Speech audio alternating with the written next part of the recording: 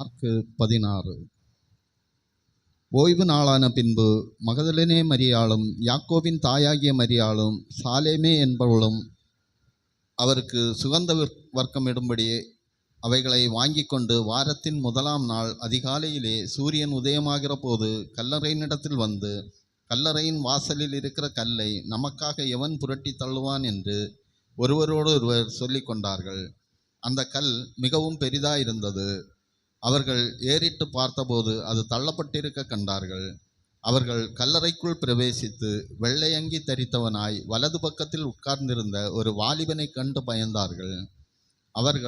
அவன் அவர்களை நோக்கி, பயப்படாதிருங்கள், சிலுவையில் அறையப்பட்ட நசரேயனாகிய இயேசுவை தேடுகிறீர்கள்.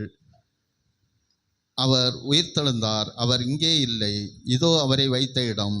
நீங்கள் அவருடைய சீசரிடத்திற்கும் பேதுருவினிடத்திற்கும் போய், உங்களுக்கு முன்னே கலிலேயாவுக்கு போகிறார், அவர் உங்களுக்கு சொன்னபடியே அங்கே அவரை காண்பீர்கள் என்று அவர்களுக்கு சொல்லுங்கள் என்றான். நடுக்கமும் திகிலும் அவர்களை பிடித்தபடியால் அவர்கள் சீக்கிரமாய் வெளியே வந்து கல்லறையை விட்டு ஓடினார்கள். அவர்கள் பயந்திருந்தபடியினால் ஒருவருக்கும் ஒன்றும் சொல்லாமற் போனார்கள்.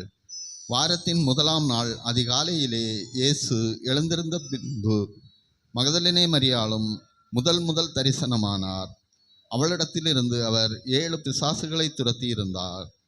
அவள் புறப்பட்டு அவரோடே கூட இருந்தவர்கள் துக்கப்பட்டு அழுது கொண்டிருக்கையில் அவர்களிடத்தில் போய் அந்த செய்தியை அறிவித்தாள். அவர் உயிரோடு இருக்கிறார் என்றும் அவளுக்கு காணப்பட்டார் என்றும் அவர்கள் கேட்டபொழுது நம்பவில்லை. அதன் பின்பு அவர்களில் 2 பேர் ஒரு கிராமத்துக்கு நடந்து போகிற பொழுது அவர்களுக்கு மறுரூபமாய் தரிசனமானார். அவர்களும் போய் அதை மற்றவர்களுக்கு அறிவித்தார்கள். அவர்களையும் அவர்கள் நம்பவில்லை.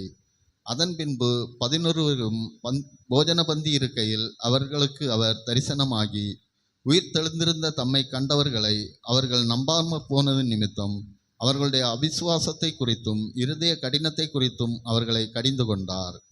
பின்பு அவர் அவர்களை நோக்கி, நீங்கள் உலகமெங்கும் போய் சர்வ சிருஷ்டிக்கும் சுவிசேஷத்தை பிரசங்கியுங்கள். விசுவாசமுள்ளவனாகி ஞானஸ்நானம் பெற்றவன் ரட்சிக்கப்படுவான், விசுவாசியாதவனோ ஆக்கினைக்குள்ளாக தீர்க்கப்படுவான். விசுவாசிக்கிறவர்களால் நடக்கும் அடையாளங்களாவன, என் நாமத்தினாலே பிசாசுகளை துரத்துவார்கள், நவமான பாஷைகளை பேசுவார்கள், சர்ப்பங்களை எடுப்பார்கள், சாவுக்கு ஏதுவான யாதொன்றை குடித்தாலும் அது அவர்களை சேதப்படுத்தாது, வியாதிஸ்தர் மேல் கைகளை வைப்பார்கள், அப்பொழுது அவர்கள் சொஸ்தமாவார்கள் என்றார். இவ்விதமாய் கர்த்தர் அவர்களுடனே பேசின பின்பு பரலோகத்துக்கு எடுத்துக்கொள்ளப்பட்டு தேவனுடைய வலது பரிசத்தில் உட்கார்ந்தார்.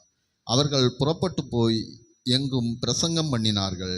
கர்த்தர் அவர்களுடனே கூட கிரியை நடப்பித்து அவர்களால் நடந்த அடையாளங்களினாலே வசனத்தை உறுதிப்படுத்தினார்.